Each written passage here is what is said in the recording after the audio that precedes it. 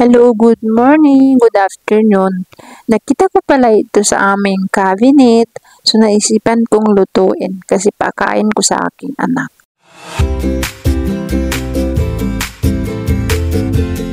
At baka magustuhan niya kasi isa siyang rice at saka may mga dry fruit siya. At bibigyan ko rin yung aking biyanan kasi gusto niya ito. So ganito pala yung proseso, guys. Maglagay ka lang ng mga 3 o 4 na baso ng gatas at ibuhos mo na yung nasa karton. At halu-haluin ito, guys.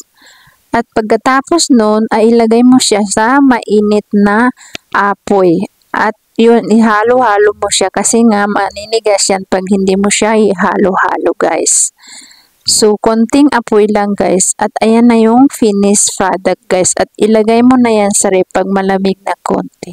At dumating na rin yung aking asawa, bumili ng prutas. At ang kalahati ay binigay sa biyanan ko at yan yung akin. At nag-order rin siya ng manok na dineliver lang sa bahay. Hinugasan ko na kasi nalinis na nila. At yan yung ni-marinate ko para daw sa barbecue na lulutuin namin. At yan naman ay para sa pasta na lulutuin ko next day. At yan, guys, hindi mawawala ang kanin sa akin. At nag-marinate din ako dito para i-fry ko. At siyempre, sabi ng aking asawa, pag may fried chicken, meron ding Coca-Cola. At bumili rin siya ng itlog. At ayan nga, bumili siya ng diaper para sa aming anak. At nagtaka ako kasi pinalitan yung brand ng binili. Kasi yan daw yung medyo mura. At nahugasan ko na rin ang prutas na binili ng aking asawa at linagay ko agad sa ref para hindi masira kasi mainit yung panahon dito. At sabay ko na rin linagay ang itlog, guys, para matapos na. At yun nga, mag-start na ako mag-frito, guys, kasi may apoy na, dumating na yung apoy. Dito pala sa lugar ng aking asawa ay pipe yung gas, kaya minsan mahina yung apoy. Ewan ko sa ibang lugar dito sa Pakistan. At ayan nga, tapos na ako mag-frito. Ayan, ginawa kong sausawan. Linagyan ko lang ng lemon kasi nga wala akong nakitang kalamansi dito. Pagkatapos ko kumain ay naligo at nagbihis na rin ako, guys. At nag-prepare na ako kasi nga tinawag na ako ng aking asawa na aalis na daw kami. So naghihintay na yung mag-ama ko sa baba kasi tapos na rin sila at yung anak ko yung una kong binihisan. At ayan na nga, papaalis na kami, guys, at bababa na rin ako. Dito na kami, guys, sa daan at malapit lang naman yung clinic or hospital na ito, guys. Siguro nasa 15 to 20 minutes lang. At 7 PM yung appointment namin. At dito na ka-assign yung pediatrician ng anak ko nung pinanganak ko siya. At pero hindi ako dito nanganak, guys. Sa isang hospital ako nanganak. Pero nagtatrabaho rin siya dito. Ayan po yung hospital, guys. Kararating lang namin sa bahay. Ayan. Natulog yung aking anak. Balik na namin sa bahay. So, in-injectionan siya ng 2. Hepatitis tsaka typhoid vaccine. Sinamiss niya yung isa noong sa Pilipinas kami. Kasi mahal yung injection doon. Nung nag-research kami, nasa 3K to 4K yung isang injection lang. So, yun. Pagdating namin dito, ni-inject siya ulit kasi mga booster lang naman yung na-miss niya. So, booster yung kanina, isang hepatitis booster, saka yung pang 2 years old na vaccine, typhoid. Tingnan natin mamaya kung malalagnat ba siya. Kasi last month ay naglagnat siya. Baka lalagnatin yan siya. So, ready na ako mamayang gabi.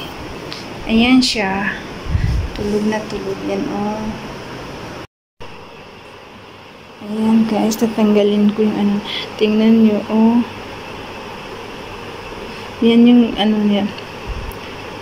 Vaccine niya na typhoid at saka yung hepatitis A booster. So, ayan. Tulog na tulog siya, guys. Kasi hindi siya natulog.